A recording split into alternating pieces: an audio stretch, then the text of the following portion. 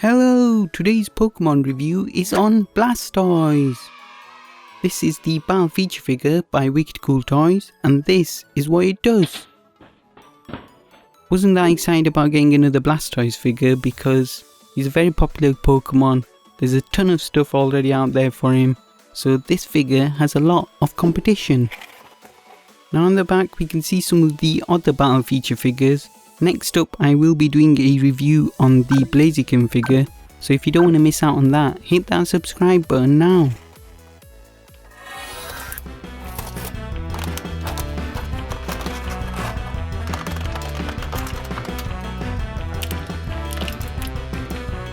Okay, so let's have a fully detailed look at the Blastoise.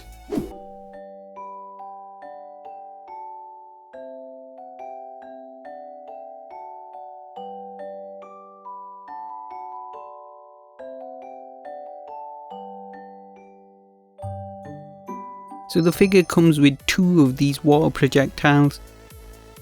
Each of these will fit into one of its blaster cannons. First off, you can see they're really highly detailed and they're really well painted as well. They really remind me of the horse from Frozen 2. So the way they work is they fit into each of the blaster cannons on the figure and they click into place, so you know they're ready to be fired once you hear that click. So this is the figure in its complete form. I've got to say, first impressions are it looks really nice.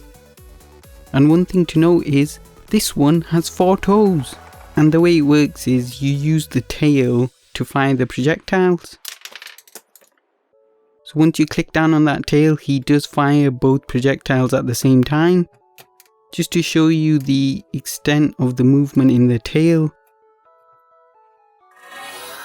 Here's a view from the back to show you the angle that the blasters fire at, and you can't change that angle because the blasters on the figure don't move, so it's always going to fire at this angle.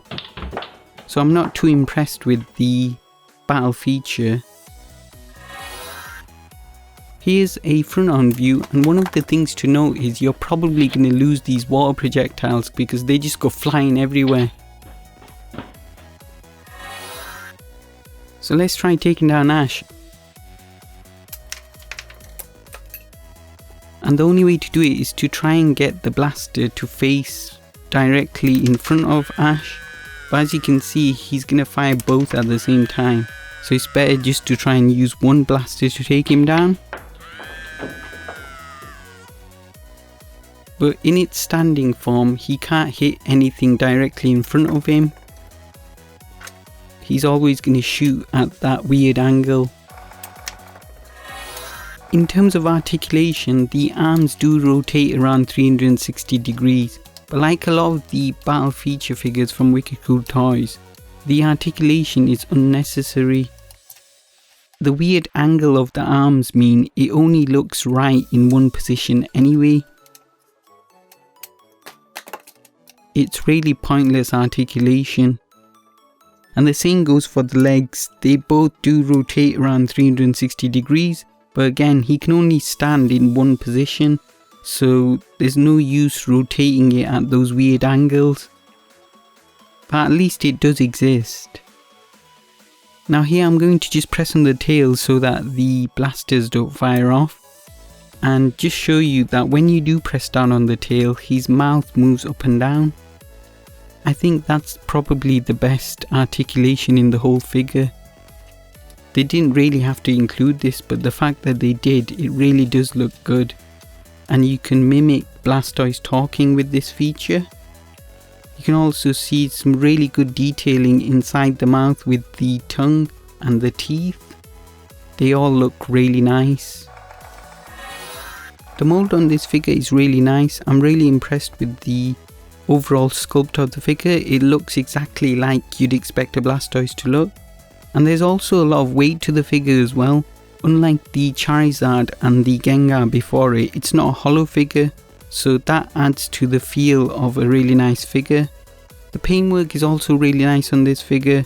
You can see there's no overspill of paint. The The colours are all accurate to Blastoise and it's really nicely painted all over the figure, including the most detailed parts such as the face. So overall, really happy with the paintwork on this figure. The only thing I'm not happy about is this writing, which is in the front and centre of this figure. It's also in black on yellow, so it stands out as much as it can. I think it really ruins the figure. Now I don't think you'll have a problem with this on the American version of these figures, because this looks like the company that's importing the figures into the UK. I think it's a company called Character Online, and I'm really happy that they're importing these figures, but putting their name and address bang in the front and center of a figure really ruins the figure. I think a better place would have been to put their information on the back or underneath, and it doesn't have to be as big as it is. So Blastoise comes in at 3 3/4 inches tall to the top of the head, which is about 4 inches to the top of the blasters, and the figure is about 3 inches wide, but to the end of the blasters that extends to 5 inches and is about 2.5 inches in depth. So that was the Blastoise battle feature figure. For me, it's a decent figure for its price point. I think the battle feature on this figure absolutely sucks. If you're going to be buying this as a display figure, then I think it's fine. However, try to get one without the ugly marking in the center of it like I have here.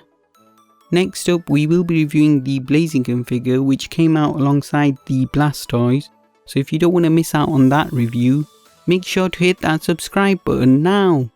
If you liked that video, hit the thumbs up, and if you'd like to see more Pokemon toy reviews, hit that subscribe button now. Now go back and watch all my other videos, and I will see you all next time. Bye.